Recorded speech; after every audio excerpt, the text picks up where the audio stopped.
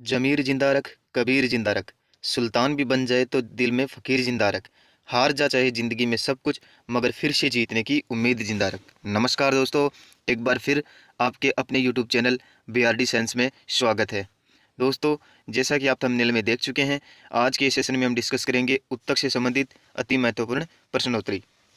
दोस्तों, आज के सारे प्रश्न अति महत्वपूर्ण होने वाले हैं, तो आप वीडियो के अंत तक बने रहना। और पहली बार मेरे चैनल पर विजिट कर रहे हैं तो चैनल को सब्सक्राइब कर लेना और बेल आइकन को जरूर प्रेस कर लेना, ताकि नई वीडियो की नोटिफिकेशन, नई क्लास की नोटिफिकेशन आप तक पहुंच जाए। दोस्तों, मैंने बायोलॉजी से रिलेटेड और भी अति महत्वपूर्ण टॉपिक्स पर प्रश्नोत्तरी करा रखी है, तो आप मेरे चैनल पर विजिट करना और वहाँ से सारे टॉपिक्स पर प्रश्नोत्तरी को देखना। तो चलिए करते हैं स्टार्ट। आज का सेशन है उत्तक से संबंधित कुछ महत्वपूर्ण प्रश्नोत्तरी। दोस्तों, सारे प्रश्न अति महत्वपूर्ण होने वाले हैं, क्योंकि मैंने उत्तक से संबंधित पिछली भर्ती परीक्षाओं में जितने भी प्रश्न पूछे गए हैं उनको, और जितने भी प्रश्न अति महत्वपूर्ण बनते हैं उनको इस वीडियो के माध्यम से आपके साथ डिस्कस करूंगा। तो बने रहना वीडियो के अंत तक और अपने दोस्तों के साथ ज़्यादा से ज़्यादा शेयर करना, और अंत में कमेंट करके जरूर बताना कि वीडियो कैसा लगा, क्लास कैसी लगी, प्रश्नों का स्तर कैसा था। ओके दोस्तों, चलते हैं, करते हैं स्टार्ट। पहला प्रश्न है, एक विशेष कार्य करने वाले समान कोशिकाओं के समूह को क्या कहते हैं? अंग, अंगतंत्र, उत्तक, कोशिकीय संरचना। तो दोस्तों, इसका राइट आंसर क्या हो जाएगा? इसका राइट आंसर होगा उत्तक। ओके दोस्तों, उत्तक के एक विशेष कार्य करने वाली संरचना होती है जो समान कोशिकाओं की बनी होती है। देखते हैं नेक्स्ट प्रश्न। वह उत्तक जो द्वितीयक वृद्धि के लिए उत्तरदायी होता है?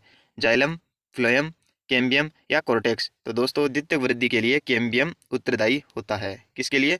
द्वितीयक वृद्धि के लिए कैम्बियम यानी कि एधा उत्तरदायी होती है। चलिए दोस्तों, बढ़ते हैं नेक्स्ट क्वेश्चन की ओर। पौधों में फ्लोएम किसके लिए मुख्य उत्तरदायी है?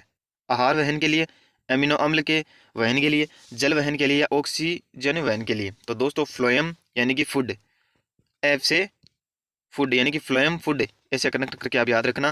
फ्लोएम से हो जाएगा फूड यानी कि भोजन के स्थानांतरण के लिए, भोजन के वहन के लिए फ्लोएम उत्तरदायी होता है। ये इंपॉर्टेंट करना दोस्तों, कई बार पूछा गया एग्जाम में।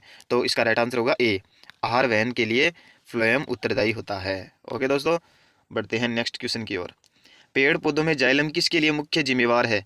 आहार वहन के लिए, एमिनो एसिड वहन के लिए, ऑक्सीजन वहन के लिए या जल वहन के लिए। तो दोस्तों, जाइलम जल, जाइलम से जल, इस प्रकार से याद करना आप। जाइलम यानी कि जल, जल वहन के लिए जाइलम जिम्मेदार होता है। इसका राइट आंसर होगा डी, जल वहन के लिए जाइलम जिम्मेदार है। देखते हैं नेक्स्ट क्वेश्चन।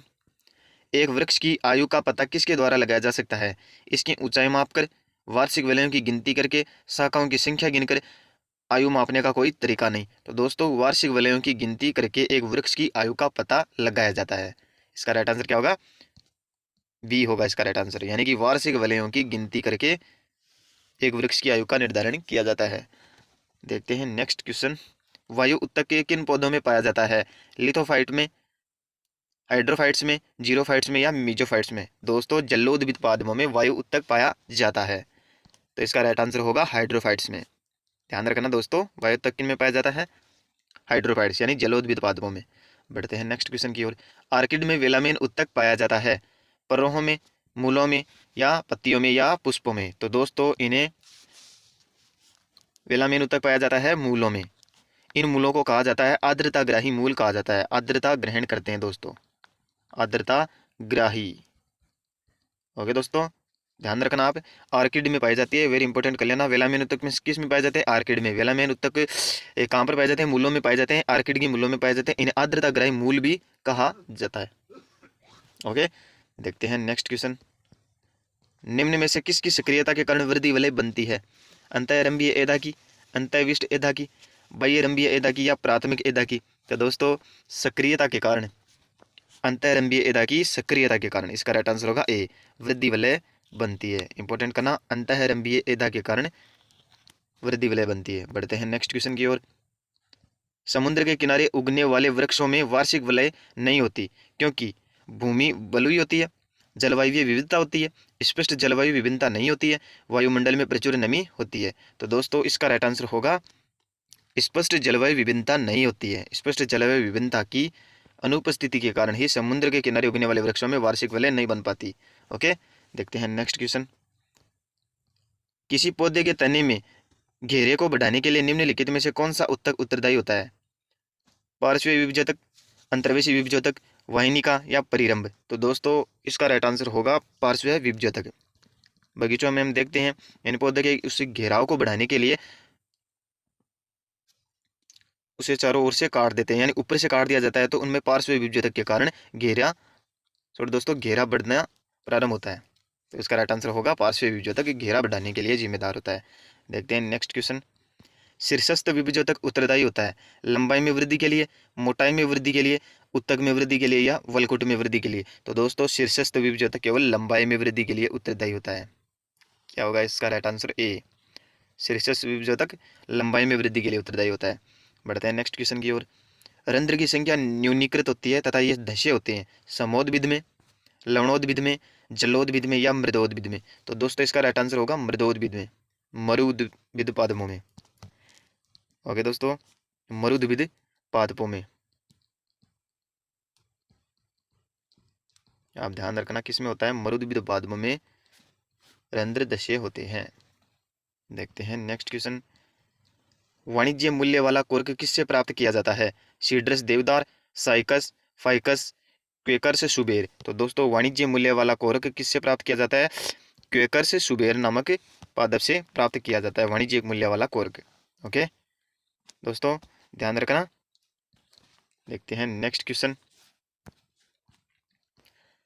निम्नलिखित में से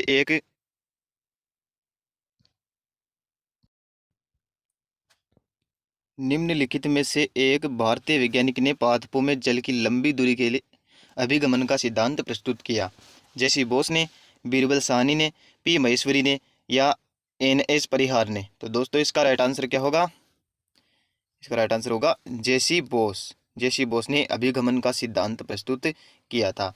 ओके दोस्तों, पादपों में जल की लंबी दूरी के लिए अभिगमन का सिद्धांत दिया था जेसी बोस ने। बढ़ते हैं नेक्स्ट क्वेश्चन की ओर। हिस्टोलॉजी शब्द का प्रयोग सबसे पहले किसने किया था? मेयर ने, स्लाइडेन ने, रॉबर्ट हुक ने या मेमन ने? तो दोस्तों इसका राइट आंसर होगा मेयर।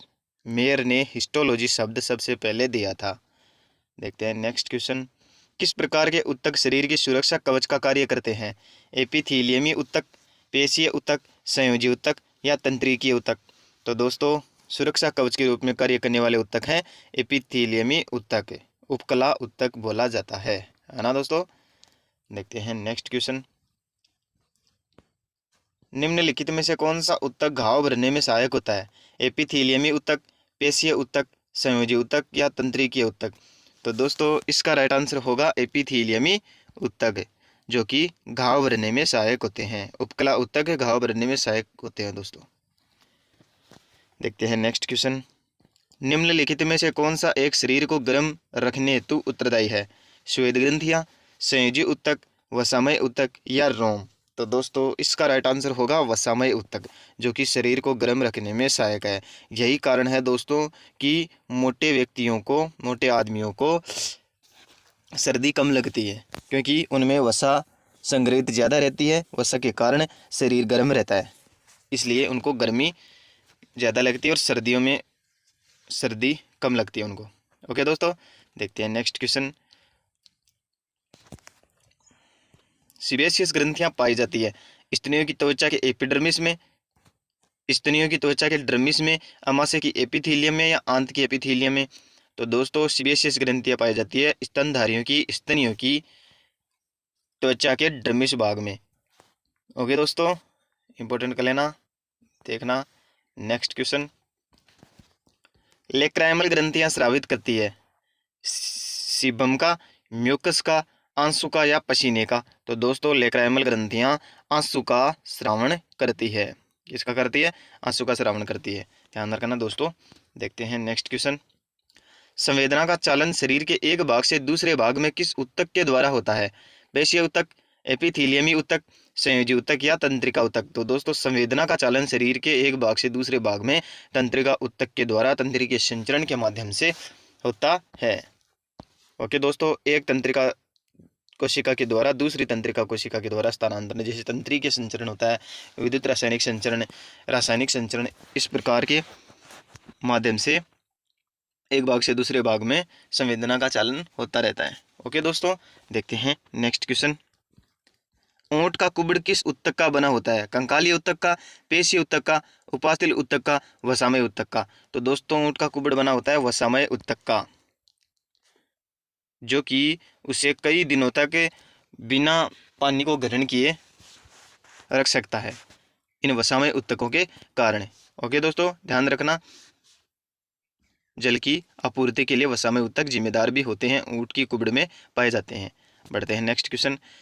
निम्नलिखित में से कौन सा उत्तक का उदाहरण है? ये इंपॉर्टेंट करना दोस्तों, कई बार एग्जाम में पूछा गया है, कन्फ्यूजन में नहीं रहना बिल्कुल भी। मस्तिष्क, रक्त, यकृत और अमाशय। तो दोस्तों आपको पता है रक्त एक संयोजी उत्तक है। कैसा उत्तक है? एक संयोजी उत्तक है। ओके दोस्तों, संयोजी उत्तक। रक्त हो गया, रुधिर एक संयोजी उत्तक है। देखते हैं नेक्स्ट क्वेश्चन। बियोप्सी संबंधित है। बियोप्सी कैसी तकनीक है दोस्तों? मृत्यु का कारण जानने के लिए शव विच्छेदन करने से, बेहोशी की स्थिति में परीक्षण करने से, परीक्षण के लिए उत्तकों को शरीर से अलग करने से, या हाइड्रोफोबिया का उपचार करने से। तो दोस्तों बियोप्सी संबंधित है परीक्षण के लिए उत्तकों को शरीर से अलग करने से। ओके दोस्तों, परीक्षण के लिए उत्तकों को शरीर से अलग करने से संबंधित है बियोप्सी। ओके, बढ़ते हैं नेक्स्ट क्वेश्चन। मास्ट कोशिकाएं पाई जाती है संयोजी उत्तक में, पेशी उत्तक में, तंत्रिका उत्तक में या रुधिर उत्तक में। दोस्तों मास्ट कोशिकाएं प्रतिरक्षा तंत्र में जिम्मेदार होती है और संयोजी उत्तक में पाई जाती है। ओके दोस्तों, ध्यान रखना। देखते हैं नेक्स्ट क्वेश्चन। नाभि रज्जु है श्लेष्मल संयोजी उत्तक, रेशेदार उत्तक, प्रौढ़ संयोजी उत्तक, भ्रूणीय संयोजी उत्तक। तो दोस्तों नाभि रज्जु एक प्रौढ़ संयोजी उत्तक है। कैसा उत्तक है? प्रौढ़ संयोजी उत्तक। ध्यान रखना दोस्तों, नाभि रज्जु है प्रौढ़ संयोजी उत्तक। बढ़ते हैं नेक्स्ट क्वेश्चन की ओर। किसी जीवित देह के भीतर कोशिका या उत्तक की मृत्यु को क्या कहते हैं? न्यूट्रोफिलिया, नेफ्रोसिस या नेक्रोसिस या नियोप्लेसिया। तो दोस्तों न्यूट्रोफिलिया कोशिका या उत्तक की मृत्यु को कहा जाता है। क्या कहा जाता है? न्यूट्रोफिलिया। इंपॉर्टेंट करना दोस्तों, पूछा गया एग्जाम में। देखते हैं नेक्स्ट क्वेश्चन। किस उत्तक के नख, खुर और सींग बने होते हैं? क्यूटाइड के, काइटिन के, किरेटिन के या ट्यूनिसिन के। तो दोस्तों किरेटिन उत्तक के नख, खुर और सींग बने रहते हैं। किसके बने रहते हैं? किरेटिन के। ध्यान रखना दोस्तों। देखते हैं नेक्स्ट क्वेश्चन। जन्म के बाद मानव के किस उत्तक में कोई कोशिका विभाजन नहीं होता है? कंकाल उत्तक, तंत्रिका उत्तक, संयोजी उत्तक, जनन उत्तक। तो दोस्तों इसका राइट आंसर क्या होगा? तंत्रिका उत्तक। तंत्रिका उत्तक ऐसा उत्तक है जिसमें जन्म के बाद विभाजन नहीं होता है। तंत्रिका कोशिका, हृदय की कोशिका विभाजित नहीं होती है दोस्तों, ध्यान रखना। बढ़ते हैं नेक्स्ट क्वेश्चन की ओर। व्यापारिक कोर्क प्राप्त होती है जाइलम से, फ्लोएम से, कोर्क कैम्बियम से या संवयन कैम्बियम से। तो दोस्तों वेस्कुलर कैम्बियम से व्यापारिक कोर्क प्राप्त होती है। संवयन कैम्बियम क्या होती है?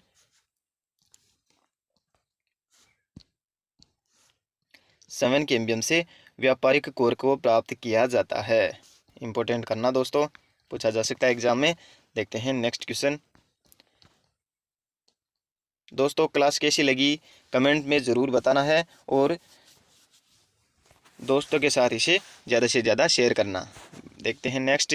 वे कोशिका संधियां जिन्हें अछिद्र संधि, आसंजी संधि तथा अंतराली संधि कहते हैं किस एक उत्तक में पाई जाती है? तंत्रिका उत्तक में, उपकला उत्तक में, पेशी उत्तक में या संयोजी उत्तक में। तो दोस्तों इसका राइट आंसर होगा उपकला उत्तक में, एपिथेलियमी उत्तक में। एपिथेलियमी उत्तक को अछिद्र संधि, आसंजी संधि या अंतराली संधि कहते हैं। ओके दोस्तों, देखते हैं नेक्स्ट। निम्नलिखित में से कौन सा संयोजी उत्तक नहीं है? हमें उस शब्द को छांटना है जो कि एक संयोजी उत्तक नहीं है। वसा उत्तक, उपास्थि, न्यूरोग्लिया या रक्त। तो दोस्तों इसमें संयोजी उत्तक का उदाहरण न्यूरोग्लिया या तंत्रीबद्ध नहीं है, क्योंकि न्यूरोग्लिया एक तंत्रिका उत्तक का उदाहरण है। तो आप ध्यान रखना दोस्तों। ओके, देखते हैं नेक्स्ट क्वेश्चन। शरीर में सबसे अधिक पाया जाने वाला उत्तक है संयोजी उत्तक, उपकला उत्तक, पेशी उत्तक या तंत्रिका उत्तक। दोस्तों शरीर में सबसे अधिक मात्रा में पाया जाने वाला उत्तक है संयोजी उत्तक। क्या होगा इसका राइट आंसर? संयोजी उत्तक हो जाएगा दोस्तों। देखते हैं नेक्स्ट क्वेश्चन। दोस्तों बायोलॉजी से रिलेटेड टॉपिक वाइज इतने सारे महत्वपूर्ण प्रश्नोत्तरी एक साथ केवल BRD साइंस पर मिलेगी, तो लाइक शेयर एंड सब्सक्राइब दबा कर करें दोस्तों। देखते हैं नेक्स्ट क्वेश्चन। फ्लेम द्वारा खाद्य पदार्थ मुख्यतः किस रूप में स्थानांतरित किया जाता है? वेरी इंपॉर्टेंट करना दोस्तों, ये नीट में पूछा गया क्वेश्चन है, पूछा जा सकता है आपके एग्जाम में भी, और 100% इन क्वेश्चनों से बाहर उत्तक से संबंधित प्रश्न नहीं देखने को मिलेंगे, तो आप बने रहना वीडियो के अंत तक। देखते हैं नेक्स्ट। स्टार्च के द्वारा, फ्रक्टोज के द्वारा, ग्लूकोज के द्वारा या सुक्रोज के द्वारा? तो दोस्तों फ्लेम द्वारा खाद्य पदार्थ सुक्रोज के द्वारा स्थानांतरित किया जाता है, सुक्रोज के द्वारा स्थानांतरित किया जाता है। इंपॉर्टेंट है दोस्तों, ध्यान रखना। बढ़ते हैं नेक्स्ट क्वेश्चन की ओर। ऑक्जेनोमीटर का उपयोग किस में किया जाता है? प्रकाश संश्लेषण की दर नापने में, वृद्धि नापने में, रसाकर्षण की दर नापने में, या ऊर्जाहास की दर नापने में? तो दोस्तों ऑक्जेनोमीटर वृद्धि नापने में काम आता है, वृद्धि नापने में उपयोग में लिया जाता है ऑक्जेनोमीटर को। ओके दोस्तों, देखते हैं नेक्स्ट। कौन सा स्थायी उत्तक एक पौधे को कठोर और मजबूत बनाता है? कोलेनकाइमा, स्क्लेरेनकाइमा, या पेरेनकाइमा, या एरेनकाइमा? एरेनकाइमा एक वायु उत्तक है दोस्तों, तो स्क्लेरेनकाइमा इसका राइट आंसर होगा, जो कि एक ऐसा स्थायी उत्तक है जो पौधों को कठोर और मजबूती प्रदान करता है, स्क्लेरेनकाइमा। देखते हैं नेक्स्ट क्वेश्चन। संरचना एवं कार्यों के आधार पर जंतु उत्तक को कितने भागों में बांटा गया है? तो दोस्तों इसका राइट आंसर होगा 4 भागों में।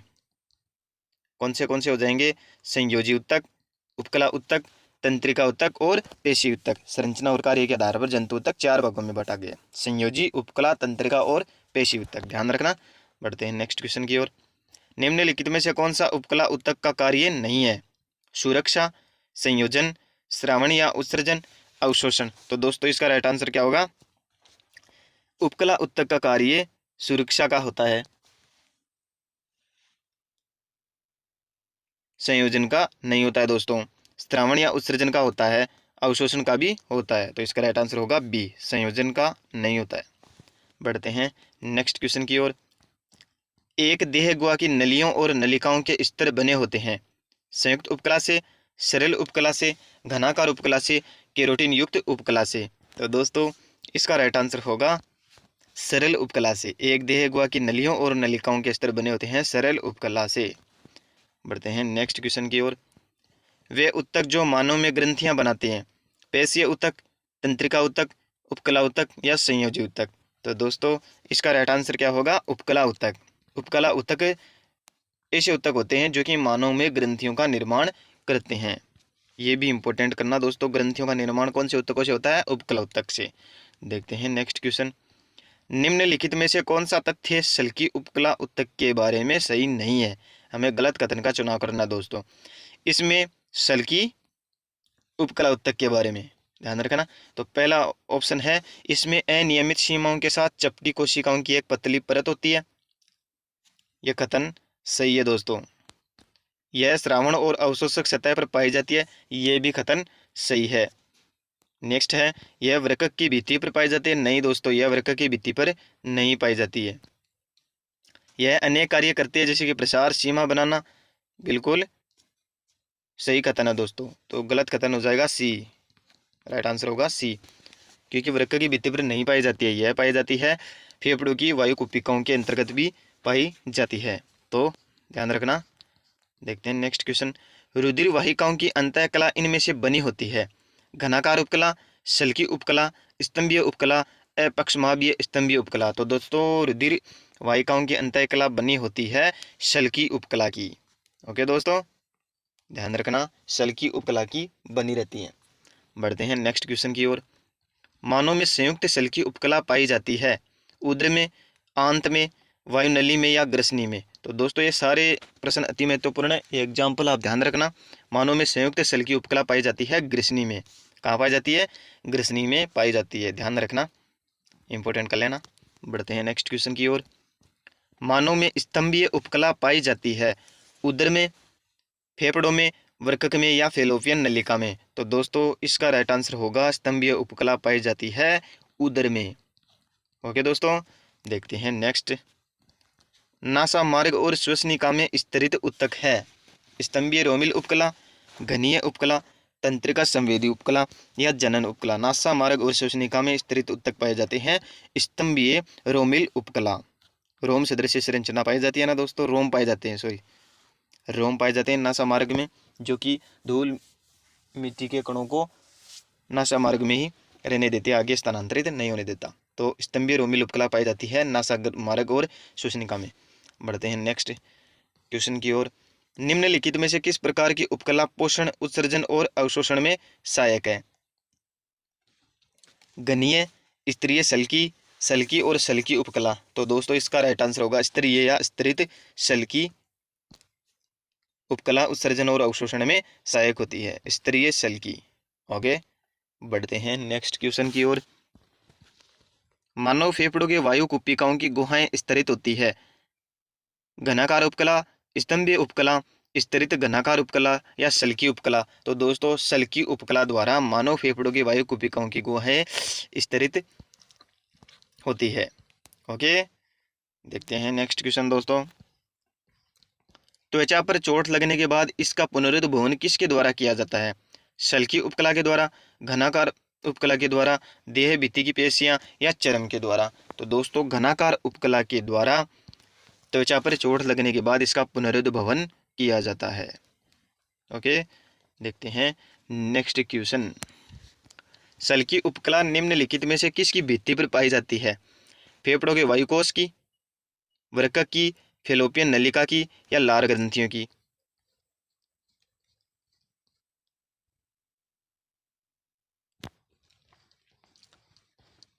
सल्की उपकला निम्न में किसकी भित्ति पर पाई जाती है? दोस्तों इसका राइट आंसर होगा फेफड़ों के वायुकोश की भित्ति पर पाई जाती है। ओके, बढ़ते हैं नेक्स्ट क्वेश्चन की ओर। योनि, ग्रासनली और मूत्र मार्ग में निम्न में से किस प्रकार के उत्तक पाए जाते हैं? स्तरित सल्की उपकला, सामान्य सल्की उपकला, पक्षमाभीय उपकला या स्तंभीय उपकला? तो दोस्तों स्तरित सल्की उपकला योनि, ग्रासनली और मूत्र मार्ग में पाई जाती है। ओके, ध्यान रखना दोस्तों, ये सारे प्रश्न अति महत्वपूर्ण है, एग्जाम्पल इनके ध्यान रखना।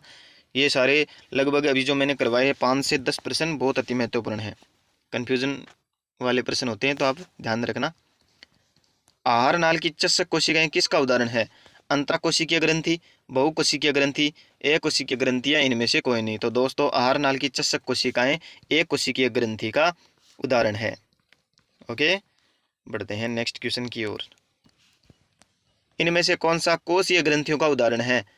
मानव में तेल और दुग्ध ग्रंथियां, स्तनियों में स्वेद ग्रंथियां, मानव में ब्रूनर की ग्रंथियां, इनमें से कोई नहीं? तो दोस्तों मानव में तेल और दुग्ध ग्रंथियां कोशीय ग्रंथियों का उदाहरण है। मानव में तेल और दुग्ध ग्रंथियां कोशीय ग्रंथियों का उदाहरण है दोस्तों। बढ़ते हैं नेक्स्ट क्वेश्चन की ओर। अंतराली संधि का कार्य है नजदीकी कोशिकाओं को जोड़े रखना, आयनों, सूक्ष्म अणुओं और कुछ दीर्घ अणुओं के जीवद्रव्य के संयोजन से समीपस्थ कोशिकाओं में संबंध बनाना। तो दोस्तों अंतराली संधि का वेरी इंपॉर्टेंट कार्य यही हो गया, ऑप्शन बी, आयनों, सूक्ष्म अणुओं और कुछ दीर्घ अणुओं के जीवद्रव्य के संयोजन से समीपस्थ कोशिकाओं में संबंध बनाना ही अंतराली संधि का प्रमुख कार्य होता है, ध्यान रखना। बढ़ते हैं नेक्स्ट क्वेश्चन की ओर। निम्नलिखित में से कौन सा उत्तक अन्य शारीरिक उत्तकों को जोड़ने और सहारा देने का कार्य करता है? उपकला उत्तक, पेशीय उत्तक, संयोजी उत्तक और तंत्रिका उत्तक? दोस्तों इसका राइट आंसर होगा संयोजी उत्तक, जिसमें अस्थि, उपास्थि जैसे विशिष्ट उत्तक शामिल होते हैं, जो कि शारीरिक उत्तकों को जोड़ने और सहारा देने का कार्य करते हैं। इंपॉर्टेंट करना दोस्तों। बढ़ते हैं नेक्स्ट क्वेश्चन की ओर। निम्नलिखित में से कौन सी कोशिकाएं एरोलर संयोजी उत्तक में पाई जाती है? मास्ट कोशिकाएं, फाइब्रोब्लास्ट, मैक्रोफेज या ये सभी? तो दोस्तों उपरोक्त सभी एरोलर कोशिकाएं जो कि संयोजी उत्तक में पाई जाती है। मैक्रोफेज, माइक्रोब्लास्ट या मास्ट कोशिकाएं, तीनों ध्यान रखना दोस्तों संयोजी उत्तक में पाई जाती है। देखते हैं 56 नंबर क्वेश्चन। विशिष्ट संयोजी उत्तक के उदाहरण है अस्थि, उपास्थि, रुधिर, ये सभी? तो दोस्तों इसका राइट आंसर होगा ये सभी। ओके, ये सभी विशिष्ट संयोजी ऊतक के उदाहरण है। बढ़ते हैं नेक्स्ट क्वेश्चन की ओर। वसा ऊतक एक प्रकार का है ढीला संयोजी ऊतक, घने संयोजी ऊतक, विशिष्ट संयोजी ऊतक, इनमें से कोई नहीं। तो दोस्तों वसा ऊतक ढीले संयोजी ऊतक का एक प्रकार है। ढीला संयोजी ऊतक एक प्रकार है दोस्तों, वेरी इंपॉर्टेंट करना दोस्तों, इस रूप में भी पूछा जा सकता है प्रश्न। वसा ऊतक ढीले संयोजी ऊतक का प्रकार है। बढ़ते हैं नेक्स्ट क्वेश्चन की ओर। वसा ऊतक निम्नलिखित में से कौन सा कार्य करता है? वसा उत्पादन का, वसा विघटन का, वसा संयोजन का, या उपरोक्त सभी? नहीं दोस्तों, उपरोक्त सभी तो बिल्कुल नहीं होगा, इसका राइट आंसर होगा वसा संयोजन। वसा ऊतक का प्रमुख कार्य होता है वसा संयोजन का। तो आप कंफ्यूजन में नहीं रहना है, ऑप्शन डी करके नहीं आना है, इसका राइट आंसर होगा वसा संयोजन। बढ़ते हैं नेक्स्ट क्वेश्चन की ओर। एरोलर ऊतकों की कोशिकाएं जो रेशे बनाती है और स्त्रावित करती है कहलाती है फाइब्रोब्लास्ट, मास्ट कोशिका, मैक्रोफेज या एडिपोसाइड? तो दोस्तों फाइब्रोब्लास्ट कोशिकाएं होती है। ओके, ध्यान रखना मित्रों। बढ़ते हैं नेक्स्ट क्वेश्चन की ओर। निम्न में से किस प्रकार का संयोजी ऊतक मानव की नाक के सिरे पर पाया जाता है? उपास्थि ऊतक, अस्थिल ऊतक, वसा ऊतक, या इनमें से कोई नहीं? तो दोस्तों मानव की नाक के सिरे पर उपास्थि ऊतक पाया जाता है, ध्यान रखना, ये भी पूछा जा सकता है एग्जाम में, तो आप ध्यान रखना उपास्थि ऊतक पाया जाता है। देखते हैं नेक्स्ट क्वेश्चन। कंडरा या टेंडन किसको जोड़ने में सहायक होता है? मांसपेशियों को अस्थि से, अस्थि को अस्थि से, अस्थि को उपास्थि से, या उपास्थि को मांसपेशी से? तो दोस्तों कंडरा या टेंडन मांसपेशी और अस्थियों को जोड़ने में सहायक होता है। ओके दोस्तों, टेंडन। और दोस्तों लिगामेंट क्या होता है? लिगामेंट होता है अस्थि को अस्थि से जोड़ने का कार्य करता है लिगामेंट के द्वारा। लिगामेंट, तो आप ध्यान रखना, इन दोनों को इंपॉर्टेंट कर लेना, पूछा जा सकता है एग्जाम में। टेंडन का क्या कार्य होता है? मांसपेशियों को अस्थि से जोड़ता है। लिगामेंट होता है अस्थि को अस्थि से जोड़ता है। ओके दोस्तों, बढ़ते हैं 62 नंबर क्वेश्चन की ओर। निम्नलिखित में से कौन सा एक पारदर्शी ऊतक है? कंडरा, तंदुमय उपास्थि, हाइलिन उपास्थि, या उपरोक्त सभी? तो दोस्तों हाइलिन उपास्थि एक पारदर्शी ऊतक होती है। ओके, हाइलिन उपास्थि एक पारदर्शी ऊतक होती है। तो आप यूनिक पर्सन है, आप ध्यान रखना, इंपॉर्टेंट कर लेना। बढ़ते हैं नेक्स्ट क्वेश्चन की ओर। कंडरा निम्नलिखित में से किस संयोजी ऊतक का उदाहरण है? ढीले संयोजी ऊतक, घने संयोजी ऊतक, विशिष्ट संयोजी ऊतक, या उपरोक्त सभी? तो दोस्तों घने संयोजी ऊतक का उदाहरण है कंडरा। ओके, ध्यान रखना मित्रों, घने संयोजी ऊतक का उदाहरण है कंडरा। बढ़ते हैं, ये भी पूछा जा सकता है।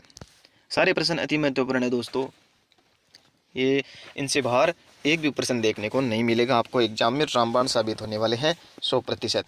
तो बढ़ते हैं 64 नंबर क्वेश्चन की ओर। अस्थियां कौन सी कोशिकाओं द्वारा बनी होती है?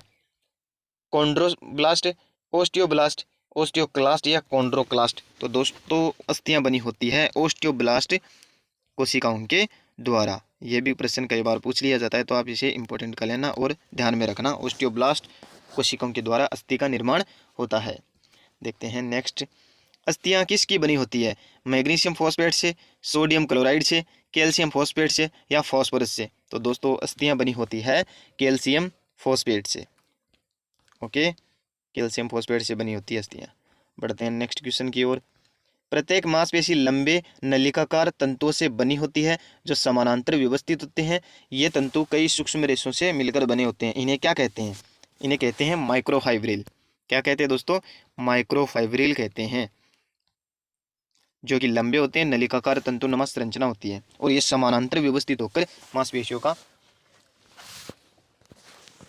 मिलकर बने होते हैं सूक्ष्म रेशों से। पढ़ते हैं नेक्स्ट। माइक्रोफाइब्रिल इसका राइट आंसर हो जाएगा दोस्तों। देखते हैं नेक्स्ट क्वेश्चन। चिकनी मांसपेशियां होती है अनैच्छिक हंसियाकार अरेखित, ऐच्छिक बहुकेंद्रीय नलिकीय, अनैच्छिक नलिकीय रेखित, ऐच्छिक तर्करूपी एक केंद्र की? तो दोस्तों चिकनी मांसपेशी होती है अनैच्छिक, हंसियाकार और अरेखित। ध्यान रख लेना दोस्तों, अनैच्छिक, हंसियाकार और अरेखित इसका राइट आंसर होगा चिकनी मांसपेशियां। बढ़ते हैं नेक्स्ट क्वेश्चन की ओर। अरेखित पेशियां पाई जाती है मूत्राशय में, आहार नाल में, श्वसन नाल में या उपरोक्त सभी। तो दोस्तों अरेखित पेशियाँ, अरेखित पेशियाँ कैसी होती हैं? अनैच्छिक होती हैं, मूत्राशय में पाई जाती है, आहार नाल में पाई जाती है और श्वसन नाल में पाई जाती है। तो इसका राइट आंसर होगा उपरोक्त सभी, है ना दोस्तों। बढ़ते हैं नेक्स्ट क्वेश्चन की ओर। मानव में पुनरुद्भवन की क्षमता सबसे कम होती है मस्तिष्क के तंत्रिका ऊतकों में, अस्थि के जोड़ों में, त्वचा की एपिडर्मिस में या लंबी अस्थियों में। तो दोस्तों मानव में पुनरुद्भवन की क्षमता सबसे कम होती है मस्तिष्क के तंत्रिका ऊतकों में, है ना दोस्तों। मस्तिष्क के तंत्रिका ऊतकों में पुनरुद्भवन की क्षमता सबसे कम होती है। बढ़ते हैं नेक्स्ट क्वेश्चन की ओर। ब्रुश बॉर्डर एपिथेलियम किस में पाई जाती है? फिलोपियन नलिका में, छोटी आंत में, आमाशय में या स्तरित उपकला में। तो दोस्तों इसका राइट आंसर है छोटी आंत। क्या होगा इसका राइट आंसर? है छोटी आंत में ब्रश बॉर्डर एपिथेलियम पाई जाती है। ओके दोस्तों ध्यान रखना, छोटी आंत में ब्रश बॉर्डर एपिथेलियम पाई जाती है। देखते हैं नेक्स्ट क्वेश्चन। स्तनधारियों में आमाशय और आंत किससे स्तरित रहते हैं? घनाकार उपकला, स्तंभाकार उपकला, शल्की उपकला या स्तरित उपकला। तो दोस्तों आमाशय और आंत किससे स्तरित होते हैं? स्तंभाकार उपकला से स्तरित रहती हैं, ध्यान रखना। देखते हैं नेक्स्ट क्वेश्चन। ह्यूमरस और पेशियां जुड़ी रहती है। ह्यूमरस एक अस्थि हो गई दोस्तों, जो कि अंश मेखला में हाथ की अस्थि होती है, कोनी से जुड़ी रहती है ह्यूमरस। और पेशियां जुड़ी रहती है, किन के द्वारा जुड़ी रहती है? यानी कि अस्थि और पेशियां किन के द्वारा जुड़ती है? लिगामेंट के द्वारा। तो अस्थि अस्थि जुड़ती है, जबकि टेंडन के द्वारा मांसपेशी और अस्थियां जुड़ती है। तो इसका राइट आंसर होगा टेंडन। और लिगामेंट अस्थि अस्थि को जोड़ता है, टेंडन मांसपेशी और अस्थि को जोड़ता है। इंपॉर्टेंट करना दोस्तों, दोनों में कंफ्यूजन बिल्कुल भी नहीं होना चाहिए, ध्यान रख लेना। बढ़ते हैं नेक्स्ट क्वेश्चन की ओर। ये प्रश्न बहुत बार पूछा जाता है दोस्तों, लिगामेंट किन को जोड़ता है, टेंडन किन को जोड़ता है। ओके तो आप कंफ्यूजन नहीं होना, ध्यान रखना, इंपॉर्टेंट कर लेना ये प्रश्न। बढ़ते हैं नेक्स्ट क्वेश्चन की ओर। जंतुओं में सबसे अधिक पाया जाने वाला उत्तक है? संयोजी उत्तक, उपकला उत्तक, पेशी उत्तक या तंत्रिका उत्तक। तो दोस्तों इसका राइट आंसर होगा संयोजी उत्तक। संयोजी उत्तक मानव शरीर में या जंतुओं में सबसे अधिक पाया जाने वाला उत्तक है। ओके दोस्तों बढ़ते हैं नेक्स्ट सवाल की ओर। ग्रेसन्स कैप्सूल नामक संयोजी उत्तक किसको ढकता है? प्लीहा, यकृत, वृकक या पित्ताशय। तो दोस्तों यकृत को ढकने वाला संयोजी उत्तक है ग्रेसन्स कैप्सूल। ग्रेसन्स कैप्सूल यकृत को ढकने वाला एक संयोजी उत्तक है। ओके दोस्तों ध्यान रखना। बढ़ते हैं नेक्स्ट क्वेश्चन की ओर। जीवन भर विभाजन और पुनः निर्माण की शक्ति रखने वाला उत्तक है? एपिथेलियमी उत्तक, पेशीय उत्तक, संयोजी उत्तक या तंत्रिकीय उत्तक। तो दोस्तों इसका राइट आंसर क्या होगा? इसका राइट आंसर होगा एपिथेलियमी उत्तक, यानी एपिथेलियम उत्तक जीवन भर विभाजन और पुनः निर्माण की शक्ति रखने वाला उत्तक होता है। बढ़ते हैं नेक्स्ट क्वेश्चन की ओर। कंकाल उत्तक का कार्बनिक मैट्रिक्स कहलाता है? हाइलाइन, कॉन्ड्रिन, ओस्टियोब्लास्ट या कॉन्ड्रियोब्लास्ट। तो दोस्तों कॉन्ड्रिन कार्बनिक मैट्रिक्स कंकाल उत्तक का होता है, कॉन्ड्रिन। बढ़ते हैं नेक्स्ट क्वेश्चन की ओर। इलास्टिन तंतु सहायक है लिगामेंट के निर्माण में, टेंडन के निर्माण में, दृढ़ आलंबन में या उपरोक्त सभी। तो दोस्तों इसका राइट आंसर उपरोक्त सभी बिल्कुल भी नहीं है। तो इसका राइट आंसर है लिगामेंट के निर्माण में इलास्टिन तंतु सहायक होते हैं। और लिगामेंट क्या कार्य करते हैं? लिगामेंट अस्थि को अस्थि से जोड़ने का कार्य करते हैं। लिगामेंट किसके द्वारा बने होते हैं? इलास्टिन तंतु की सहायता से, इलास्टिन तंतुओं के सहायक के रूप में बने रहते हैं लिगामेंट। इलास्टिन तंतुओं से लिगामेंट बने रहते हैं, तो आप ध्यान रख लेना। बढ़ते हैं नेक्स्ट क्वेश्चन। संयोजी उत्तक की उत्पत्ति हुई है एक्टोडर्म से, मेसोडर्म से, एंडोडर्म से। तो दोस्तों इसका राइट आंसर होगा मेसोडर्म से। क्या होगा? मेसोडर्म से संयोजी उत्तक की उत्पत्ति हुई है। बढ़ते हैं नेक्स्ट क्वेश्चन की ओर। मेसोडर्म इसका राइट आंसर हो जाएगा दोस्तों, संयोजी उत्तक की उत्पत्ति मेसोडर्म। जंतु ओतिकी का जनक किसे माना जाता है? बिस्चेट, मेयर, मेलपिगी या रेटर। तो दोस्तों जंतु ओतिकी का जनक माना जाता है बिस्चेट को। किसको माना जाता है? बिस्चेट को। बढ़ते हैं नेक्स्ट क्वेश्चन की ओर। उत्तक शब्द किसके द्वारा दिया गया था? मेयर, लेमार्क, मेलपिगी या बिस्चेट। तो दोस्तों उत्तक शब्द बिस्चेट के द्वारा दिया गया था, ध्यान रख लेना। बढ़ते हैं नेक्स्ट क्वेश्चन की ओर। पादप का विशेष क्षेत्र जहाँ सक्रिय कोशिका विभाजन होता है कहलाता है? उत्तक, अंग, विभज्योतक, ये सभी। तो दोस्तों ये सभी बिल्कुल भी नहीं होगा, इसका राइट आंसर होगा विभज्योतक। विभज्योतक पादप का विशेष क्षेत्र है जहाँ सक्रिय कोशिका विभाजन होता है विभज्योतक में। बढ़ते हैं नेक्स्ट क्वेश्चन की ओर। शीर्षस्थ विभज्योतक उपस्थित होता है मूल के शीर्ष पर, तने के शीर्ष पर, मूल तथा तने की पार्श्व सतह पर, या ए और बी दोनों। तो दोस्तों शीर्षस्थ विभज्योतक मूल के शीर्ष और तने के शीर्ष दोनों पर उपस्थित होता है, तो इसका राइट आंसर होगा डी, ए और बी दोनों। ओके, बढ़ते हैं नेक्स्ट क्वेश्चन की ओर। प्राथमिक विभज्योतक है शीर्ष विभज्योतक, अंतर्वेशी विभज्योतक, या पार्श्व विभज्योतक, ए और बी दोनों। तो दोस्तों शीर्ष विभज्योतक और अंतर्वेशी विभज्योतक दोनों प्राथमिक विभज्योतक है, जबकि पार्श्व विभज्योतक द्वितीयक विभज्योतक का उदाहरण है। तो इसका राइट आंसर होगा डी। क्या होगा दोस्तों? डी, ए और बी। बढ़ते हैं नेक्स्ट क्वेश्चन की ओर। पत्तियों के अक्ष में एक शाखा या एक पुष्प के विकसित होने की प्रक्रिया है कक्षीय कलिका, शीर्ष कलिका, शीर्ष विभज्योतक, या उत्तक। तो दोस्तों कक्षीय कलिका। अक्ष में एक शाखा तथा एक पुष्प के विकसित होने की प्रक्रिया है कक्षीय कलिका। बढ़ते हैं नेक्स्ट क्वेश्चन की ओर। शीर्ष विभज्योतक और अंतर्वेशी विभज्योतक प्राथमिक विभज्योतक कहलाते हैं क्योंकि ये पादप में पहले दिखाई देने लग जाते हैं और प्राथमिक पादप बनने में योगदान करते हैं। ये कथन सही हो गया दोस्तों इसका।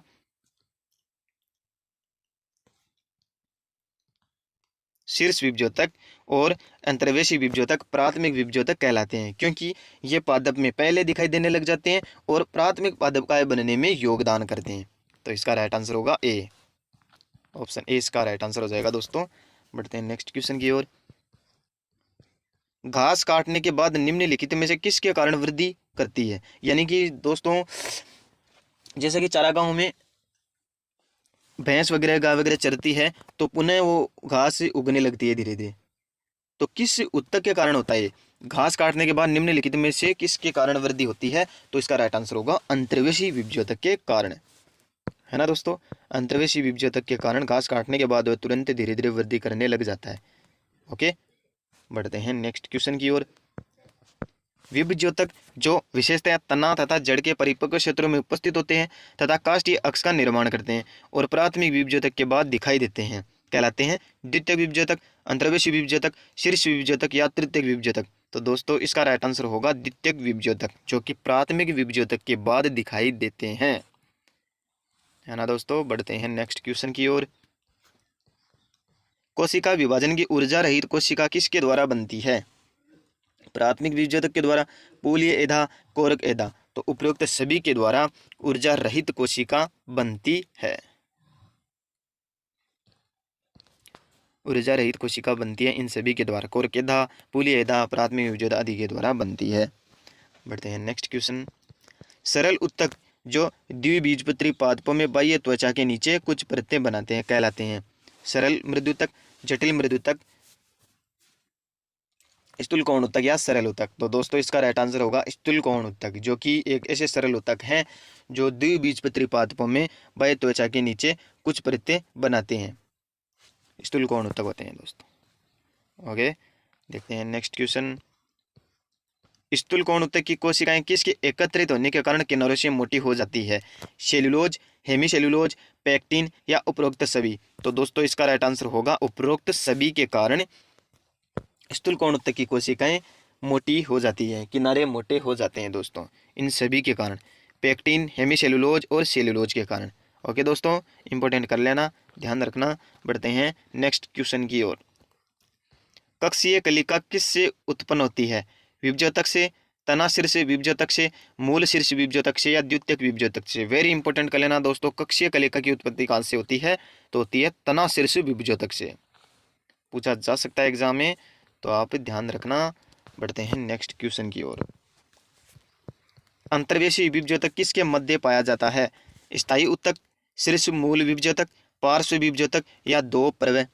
तो दोस्तों स्थायी या परिपक्व उत्तकों के मध्य अंतर्वेशी विभज्योतक पाया जाता है। किनके मध्य पाया जाता है? स्थायी उत्तकों के मध्य अंतर्वेशी विभज्योतक पाया जाता है। अंतर्वेशी विभज्योतक घास की पुनर्वृद्धि के लिए उत्तरदायी होता है ना दोस्तों।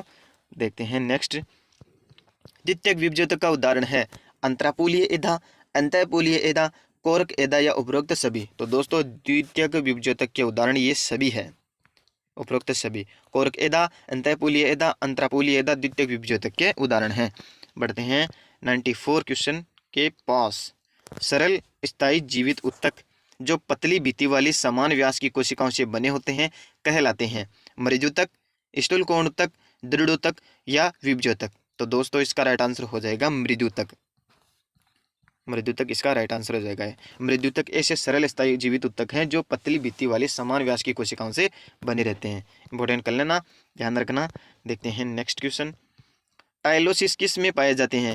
काग, एधा, द्वितीयक जाइलम या द्वितीयक फ्लोएम। तो दोस्तों द्वितीयक जाइलम में टाइलोसिस नामक एक गुब्बारे जैसी संरचना होती है जो कि पाई जाती है। ये पेरेनकाइमा कोशिकाओं से बनती है दोस्तों। तो आप ध्यान रखना किस में पाई जाती है? द्वितीयक जाइलम में पाई जाती है। और ये कौन से पादपों में होती है दोस्तों? केवल द्विबीजपत्री पादपों में होती है। वेरी इंपॉर्टेंट कर लेना, द्विबीजपत्री,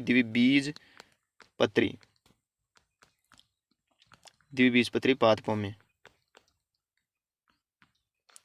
इंपॉर्टेंट कर लेना। टाइलोसिस एक गुब्बारे समान एक संरचना होती है जो कि द्वितीयक जाइलम में पाई जाती है और पेरेनकाइमा कोशिकाओं से निर्मित होती है। वाहिकाओं में ये उपस्थित हो सकती है दोस्तों, जैसे कि द्वितीय जाइलम में वाहिकाओं में पाई जाती है टाइलोसिस संरचना और द्विबीजपत्री पादपों में होती है टाइलोसिस संरचना। बढ़ते हैं, और किसके दौरान होती है? द्वितीयक वृद्धि के दौरान होती है। बढ़ते हैं नेक्स्ट क्वेश्चन की ओर। निम्नलिखित में से कौन सा सरल स्थायी उत्तक नहीं है? मृदुतक, स्थूलकोण उत्तक, जाइलम या दृढ़ोतक। तो दोस्तों जाइलम के अलावा बाकी तीनों सरल स्थायी उत्तक होते हैं। जाइलम एक समान उत्तक है यानी कि जटिल उत्तक की श्रेणी में आता है, जबकि यह सरल स्थायी उत्तक पूछ रहा है तो मृदुतक, स्थूलकोण उत्तक और दृढ़ोतक ये तीनों सरल स्थायी उत्तक है, जबकि जाइलम समान उत्तक या जटिल उत्तक माना जाता है। जाइलम किसके लिए जिम्मेदार होता है? जाइलम जल के परिवहन के लिए जिम्मेदार होता है, जल के लिए। ध्यान रखना दोस्तों। देखते हैं नेक्स्ट क्वेश्चन। निम्नलिखित में कथनों में से कौन सा कथन सही है? मृदुतक सबसे सरल और अविशिष्ट उत्तक है। बिल्कुल सही कथन है दोस्तों। मृदुतक सबसे सरल और अविशिष्ट उत्तक है। इनके बीच अंतरकोशिकीय स्थान पाया जाता है, ये भी कथन सत्य है दोस्तों। इनका प्रमुख कार्य भोजन संग्रहण करना, ये भी कथन सत्य है। तो इसका राइट आंसर होगा उपरोक्त सभी। मृदुतक के संबंध में ये तीनों कथन सत्य हैं दोस्तों, आप ध्यान रखना। देखते हैं नेक्स्ट क्वेश्चन। किस उत्तक के कारण पौधे खिंचाव और दबाव आदि को सहन कर सकते हैं? मृदुतक, स्थूलकोण उत्तक, जाइलम, दृढ़ोतक। तो दोस्तों पौधे खिंचाव और दबाव आदि को सहन कर सकते हैं दृढ़ोतक के कारण। यांत्रिक सहारा प्रदान करता है दृढ़ोतक। दृढ़ोतक एक सरल उत्तक है जो कि पौधों को यांत्रिक सहारा प्रदान करता है, जो पौधों में खिंचाव और दबाव आदि को सहन करने में सहायक होता है। बढ़ते हैं 99 क्वेश्चन की ओर। जाइलम के घटक कौन से होते हैं? ट्रैकिड्स, वाहिकाएं, जाइलम फाइबर और जाइलम पेरेनकाइमा। तो दोस्तों उपरोक्त सभी जाइलम के घटक होते हैं। तो आप ध्यान रखना, पूछा जा सकता है, 3 दे दिए जाएंगे और बाकी एक अलग भिन्न रूप में दे दिया जाएगा और पूछा जाएगा कि जाइलम के घटक नहीं है, जाइलम का घटक कौन सा नहीं है। तो आप इन चारों को ध्यान रखना। देखते हैं नेक्स्ट क्वेश्चन। निम्नलिखित में से कौन से फ्लोएम के विविध घटक है? छलनी नलिकाएं, फ्लोएम पेरेनकाइमा, फ्लोएम फाइबर और सहचर कोशिकाएं, उपरोक्त सभी। तो दोस्तों ये भी चारों यानी कि उपरोक्त सभी फ्लोएम के विविध घटक होते हैं। दोस्तों ये 100 अति महत्वपूर्ण उत्तक से संबंधित प्रश्न मैंने आपके सामने डिस्कस करे हैं, तो इनसे बाहर 100% नहीं मिलेंगे। सर दोस्तों इनसे बाहर एक भी प्रश्न नहीं देखने को मिलेगा। आप इन्हीं प्रश्नों को ध्यान से देखना, समझना और अपने दोस्तों के साथ शेयर करना। क्लास कैसी लगी कमेंट सेक्शन में ज़रूर बताना और वीडियो को अपने दोस्तों के साथ ज़्यादा से ज़्यादा शेयर करना। यदि आपने पहली बार विजिट किया चैनल पर तो चैनल को सब्सक्राइब कर ले और बेल आइकन को ज़रूर प्रेस कर ले, क्योंकि दोस्तों मैं बायोलॉजी से रिलेटेड, जनरल साइंस से रिलेटेड टॉपिक वाइज महत्वपूर्ण बहुत ज़्यादा प्रश्न आपके सामने लेकर आता हूँ। तो लाइक, शेयर एंड सब्सक्राइब जरूर करें और कमेंट सेक्शन में ज़रूर बताना दोस्तों वीडियो कैसा लगा। तो आज के लिए इतना ही, मिलते हैं नेक्स्ट वीडियो में एक नेक्स्ट अति महत्वपूर्ण प्रश्नों की श्रृंखला के साथ। ओके दोस्तों, जय हिंद, जय भारत।